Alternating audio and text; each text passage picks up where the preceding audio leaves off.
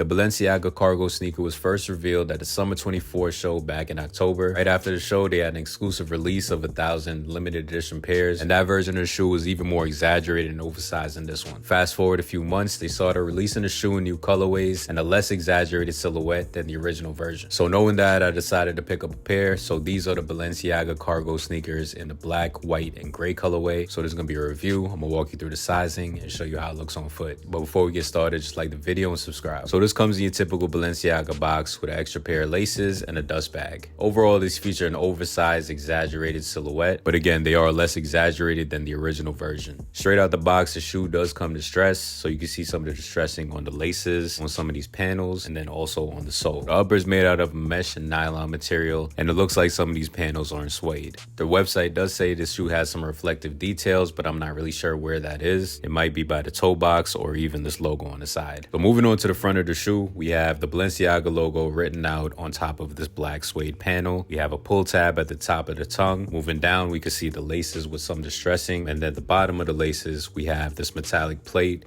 with Balenciaga engraved on the plate. The Unity Sports icon on top of the toe box. There's also some gray suede paneling that runs down the front of the shoe. And then there's some black suede paneling on the front of the toe box. And we have the raised sizing on the edge of the toe. And if you look at it from the side, the toe box does curve up. Moving on to the sides, we've got the Balenciaga Sports logo embossed on each side. So there's one on the inside and then one on the outside. We have more of the white and gray paneling throughout the side on top of the mesh. They are stacked on top of each other, so similar to the Balenciaga runners. You have the same idea here. The only difference is there's some exposed foam throughout it. So if you look at it from the top, you can see the foam peeking out. It does give off like a goldish type color. It adds some more interest to the shoe. On the inside, we have the Balenciaga logo on the insole, and you have your typical sizing on the back of the tongue. But moving on to the back, we have one pull tab at the top. Then we have the Balenciaga logo written out on top of this gray panel. Then we have the sizing written out again. Moving on to the midsole, we have a stacked sole with a wavy type design throughout. On the sole, we have a Sports Unity icon again inside this rubber insert. And this is on the inside and on the outside of the shoe. And by the heel, we have one more Balenciaga logo. It also has some gray rubber inserts throughout the sole. The sole itself is pretty similar to the 3XLs in the way that it extends past the shoe. So it comes out at the sides and also extends past the back. But the sole on the sneaker is stacked, so it's not as flat as the 3XL. And moving on to the outsole, we have this huge ridged outsole with minimal branding, so there's no logo on the bottom. It just has some black, gray, and white detailing throughout.